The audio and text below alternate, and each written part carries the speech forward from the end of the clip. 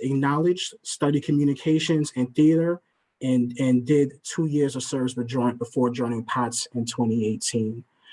Before I pass it off to Wong, since this is a virtual session, if we can all do a little applause for them. Thank you for coming.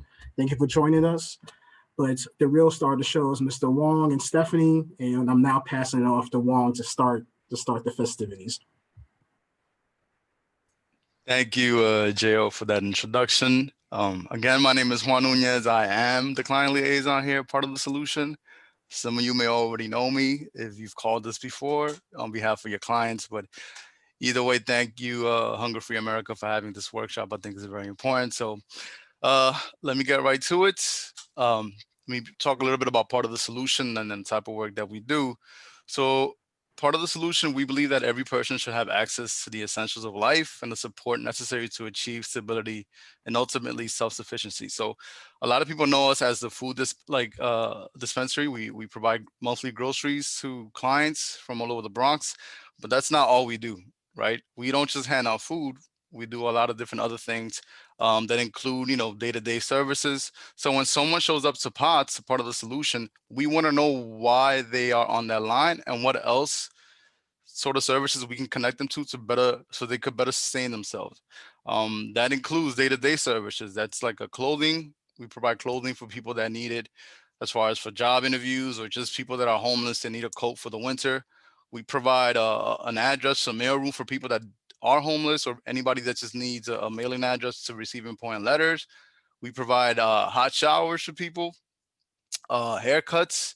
We have a medical clinic downstairs, care for the homeless that has access to medical and dental services. But I want to emphasize that these are things that we were doing prior to the COVID. So I'm going to get a little bit into what changes happened after the pandemic started. As far as the food program, it consists of daily nutritionally balanced lunch from our community dining room and fresh groceries from our pantry. We also have next step services. And that's what I was talking about earlier, but we want to make sure that every person that comes to POTS has as much help and we can connect them to the services that they truly need to better help themselves and their families. So that includes case management. Case management helps clients apply for SNAP benefits, for SSI. They help them connect to different services and trying to figure out what other sort of public benefits they can qualify for. We have social work. We have a legal clinic that helps people that are dealing with issues with their landlords, that are also dealing with rent arrears, uh, right? So we do offer many different services here, next step services, to make sure that the client has full support, right? We want a more holistic approach to how we take care of our clients. So let me talk a little bit about what happened after COVID. A lot of things changed. Mainly, we're not allowed to have anybody inside of the building. So all of the services sort of became a lot more remote. Um, so we usually, before the pandemic, we would only service 7 zip codes in the Bronx. After the pandemic, we realized that this is like a citywide issue, not just citywide, nationwide, obviously, but we expanded our services to include residents from all 5 boroughs. We provided over 90,000 masks last year, and we served 2.3 million meals in 2020. That's more than double our previous record. So that tells you the food insecurities that occurred that were already present before the pandemic, but just doubled after the pandemic. And as I stated earlier, we have a legal team that provides emergency grant awards, funds for clients who owe rent or are facing evictions. We expanded that program to provide more use. Usually that program is for people that owe rent only, but we've included now grants for medication, for utilities, for phone bills, and other important costs that we know people right now, because they're not working, need as much help as they can get. So, I'm the client liaison here, part of the solution. But what I'm also a volunteer community organizer for the Northwest Bronx Community Clergy Coalition. So as far as POTS, we help with direct services. Community organizing is a little bit different, as in we organize. Organizing is like the process of building organizations of oppressed people who use their collective power to win changes in people's lives. So there are the Bronx has the the most, not the most, I don't want to say that, but we are the poster child for the oppressed in this country, right? We have one of the poorest counties in the country. So when we talk about the Bronx is literally a reflection of America, this borough. But what does it mean to organize? Well, number one, we're building an organization of oppressed people. We have an organizing approach that builds um, organizations of people who are directly impacted by issues, and that transform society through our collective power. We win changes in people's lives. A lot of the community organizing involves not just fighting landlords, not just fighting um, predatory landlords, but we want people to have concrete changes in their lives that are not just temporary, but long term. We also want to shift the balance of power. We know that Black and brown communities don't have the power yet that we need in order to dismantle this racist system that we've been dealing with for such a long time. So while we fight for immediate changes in people's lives, we also have to keep thinking long term, right? We can't just keep fighting back, just continue to fight landlords regarding rent. We want to see where what about thinking about in the future whether we can own some of these buildings, right? So we want to make sure that the balance of power is not just us fighting back, but is also fighting forward so that our communities have more control over their own lives and over their own uh, neighborhood, right? So let me talk a little bit about the Northwest Bronx and what we organize around. So the Northwest Bronx Community and Clergy Coalition is a grassroots member-led organization that has worked to transform the communities in the Bronx since 1974. Our mission is to unite diverse people and institutions to work for economic democracy and racial justice through intergenerational community organizing, right? And it's very important that we highlight that on Martin Luther King Jr.'s day, because this is something that really emphasized when he was alive, right? Grassroots organizing and fighting for racial justice was something that he really, really fought hard for until he was assassinated. But quickly, who are we? So, for 45 years, we've been supporting Bronx residents to develop visionary leadership. I'm not staff, I'm a tenant leader in my building. I have a tenant association in my building. And here I am presenting to you, right? That means they've been able to help me develop into this person now that I can come and talk to Hunger Free America and talk about the issues that we're having and have a full breakdown of everything that we fight for. So this is something that we try to do with every member of the coalition, is to develop leadership. Um, but it started 45 years ago in response to the disinvestment and the wave of arson in the Bronx. I don't know if people remember the phrase, the Bronx is burning from the 70s. A lot of that had to do with redlining.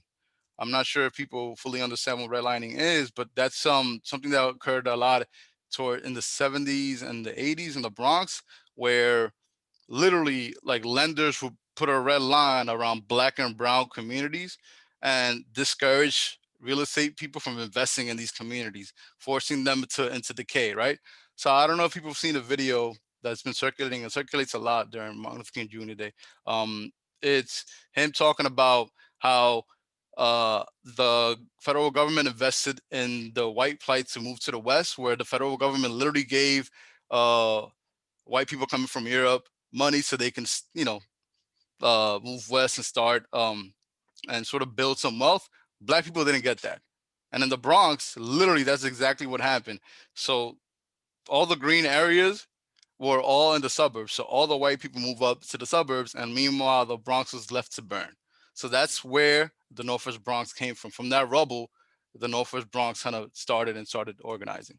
So I want to quickly go over some of the things that we organize around. So educational justice.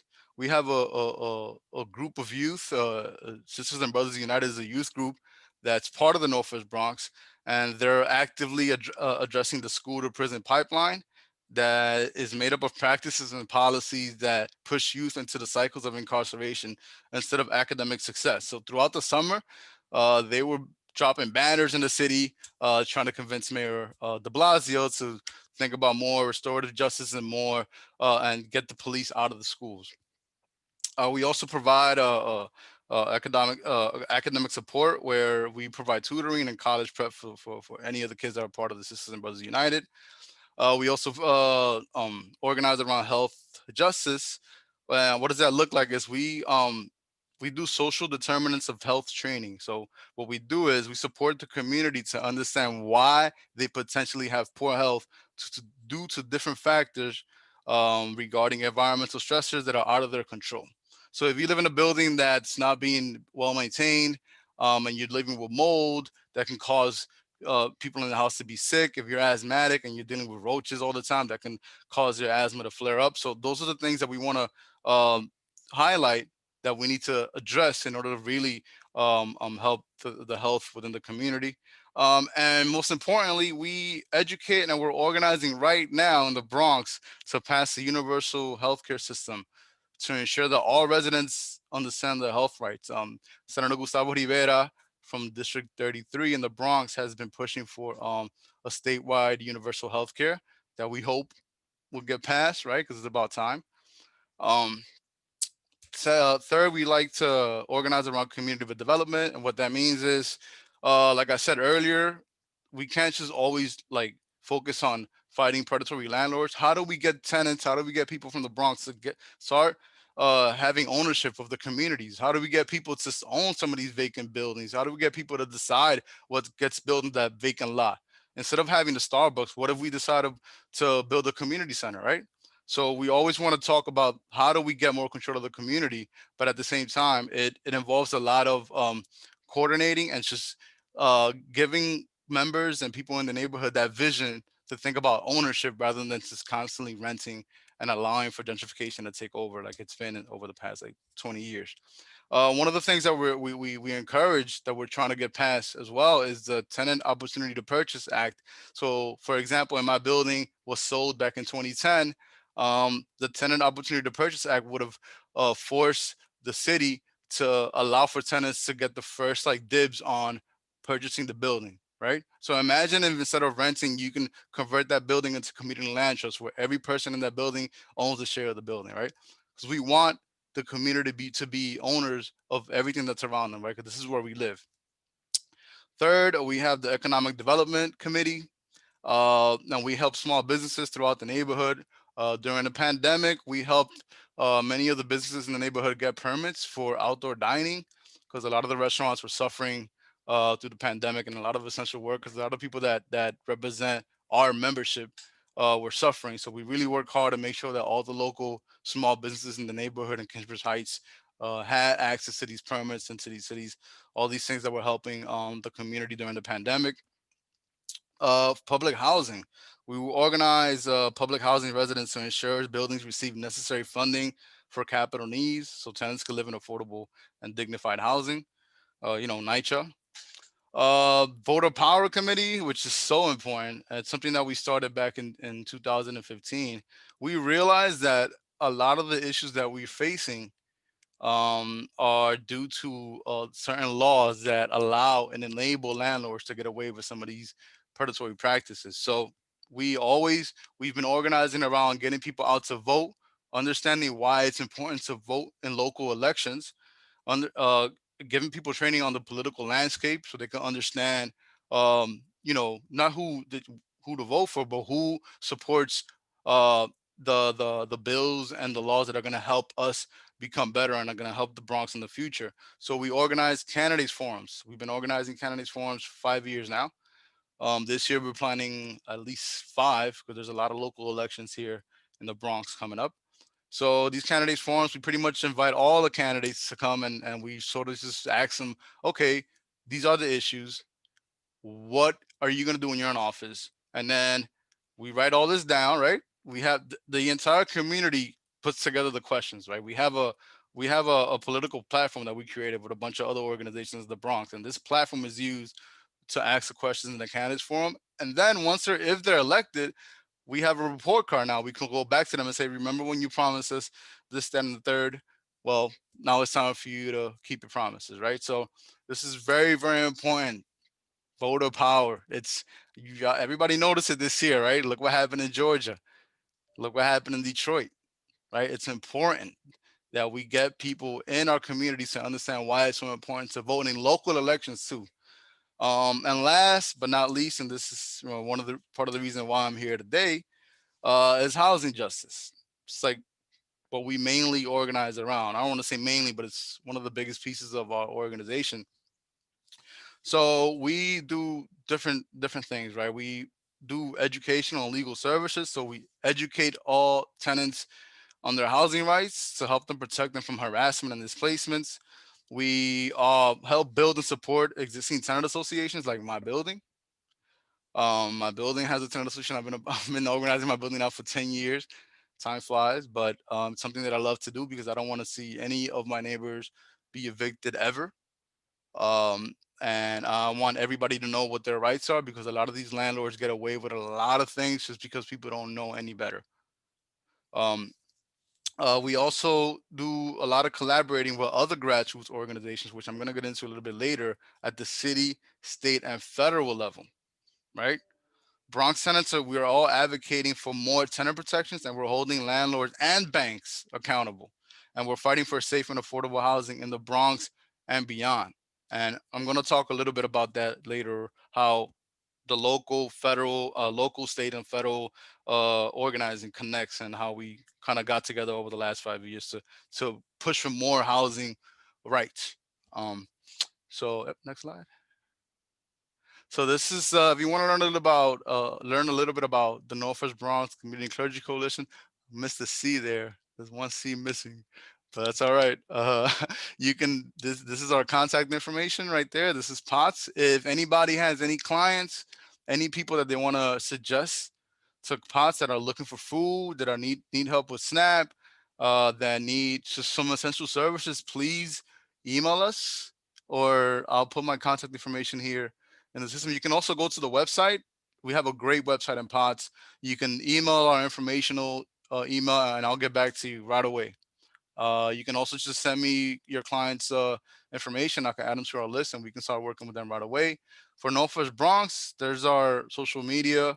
You can reach out to us there, or you can also contact me. I'll share my email at the bottom of the page, so you can get to know a little bit more about the local work that we've been doing in the Northwest Bronx. And if you're from somewhere out of that region, I can connect you to other local organizations that might be able to help you in your neighborhood. But either way, this is our contact information if you wish to learn a little bit more about either Northwest Bronx or POTS. So housing justice is food justice. As I as Jo stated earlier, I lost my job. I was a wholesale travel operator contractor. So by February, I knew that I was going to lose my job in March because you couldn't travel. Immediately after I lost my job, I just decided to dedicate all my time to organizing.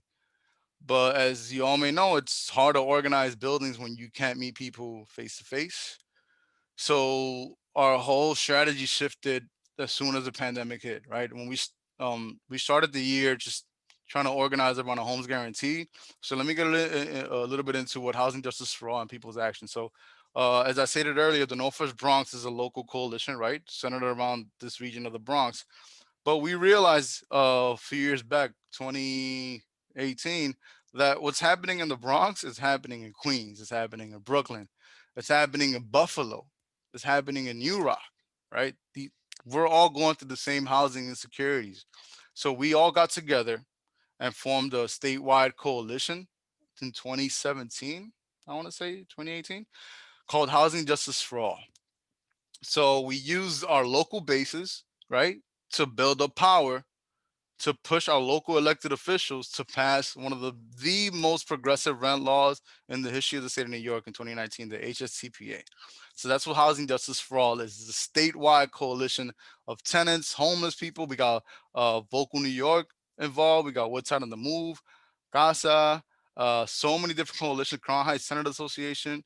So we have so many local organizations and organizers involved in this statewide coalition.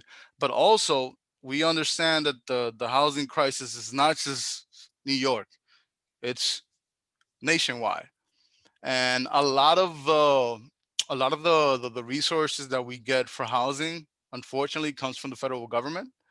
So, as much as we want to fight on a state and local level, we also have to fight on a federal level, right? We can't just continue to fight locally. We need funding. Um, so once the pandemic hit, we automatically realized that people cannot pay rent if they cannot go to work, right? People, if you're not allowed to leave your homes, then you cannot go to work.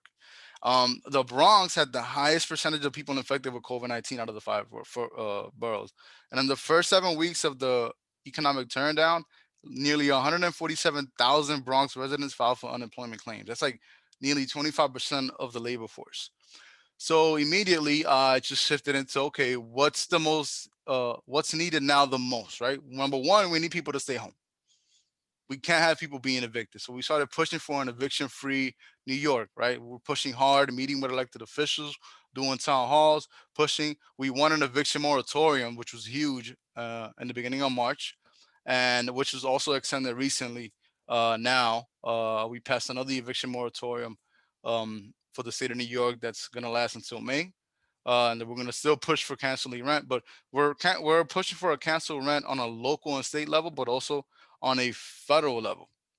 So once the pandemic hit, I realized that, okay, people can't pay rent because they need to spend money on food, but they don't have the money to buy the food either. So, my mother, who's also an organizer with her church, she's calling people daily, and the feedback that I was getting from her was people are hungry. People are afraid, one, that they're gonna lose their homes, but right now, what they really need is food. How do we get them the food?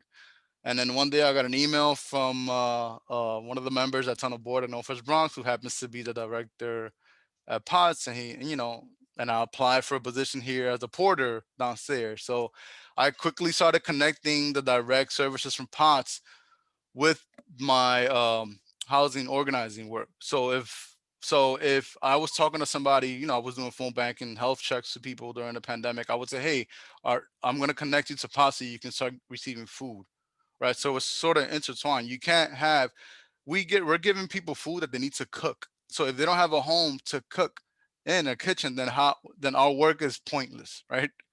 Um, so it was super important that we push for this cancel rent campaign, but not just canceling rent, right? We want to cancel mortgages too for small homeowners. And that's sort of where we're at right now, right? That's where uh, we're at a moment right now where there's a transfer of power in the White House, right? But there's a chance now for us to pass really good progressive bills like the cancel rent um, um, bill that's up for that's about to be introduced one more time. So let me see the next slide. Okay, let me go back. Actually, you can go back. So in April, Representative Ilhan Omar, together with People's Action is a national coalition founded in 2016. So Housing Justice for All and most of the organizations that are part of Housing Justice for All are also part of the People's Action. So we were able to get together with Ilhan Omar, and together, not alone, she took input from all the community organizations on this bill that she introduced back in April, the Rent and Mortgage Cancellation Act in April. So she's about to the bill's about to get reintroduced very very soon. Um, so it's, as you know, certain bills when they're introduced, um, in the beginning, when they're going to be reintroduced, they have to rewrite it again. So what's included in this bill? Um, Number one, an immediate and comprehensive eviction moratorium on a national federal level, rent and mortgage cancellation and debt forgiveness, because it's not enough to just cancel rent and tell people, well, what all that rent from the pandemic you have to pay us now. It's pointless, right? We have to erase that debt. Also, emergency housing for the most vulnerable. One of the things that was very difficult during the pandemic, especially in the state of New York, was that people sort of forgot about the homeless. And if we don't house the homeless, they're literally just gonna die in the streets from COVID. So there is a portion of that bill that includes emergency housing for the most vulnerable. Also, an affordable housing acquisition fund to protect against the real estate speculation. Long term, we want a homes guarantee, right? We want to make sure that every person in this country, no matter where you're from, has a guarantee to a safe place to live. People shouldn't be making money off of real estate because home is a human need. It's our right to have a home. As much as just like healthcare is a human right, so is housing. And that's what we believe in. That's the long-term goal of all the work that we're doing. All right. So I guess I'll pass it on to Steph. Thanks so much, Juan. Hi, everyone. This is Stephanie. I'm from POTS as well. I just want to put this screen up before we start the Q&A portion. If anybody wants to reach Juan Nunez, this is his email. I'm going to stop sharing my screen so that we can enter the Q&A portion. The HFA moderators can take over from there. When we start the service project, I will reshare my screen to kind of enter that project, but I'll also put Juan's email in the chat as well. Okay, folks, so we're going to start the Q&A portion. There's a few ways you can pose questions. It could either be in the chat. You can also do a reaction with the hands up. And at that point, we will call on you to unmute yourself. I think it's all going to work out. There's not that many people in the room. So if you did want to unmute yourself, as long as we're not interrupting anyone, so please keep up with the group norms. So if anyone has any questions, like I said, you have a few ways to do so. You can type it in the chat, or you can simply react and I can call on you, or you can remove yourself from mute and speak your questions.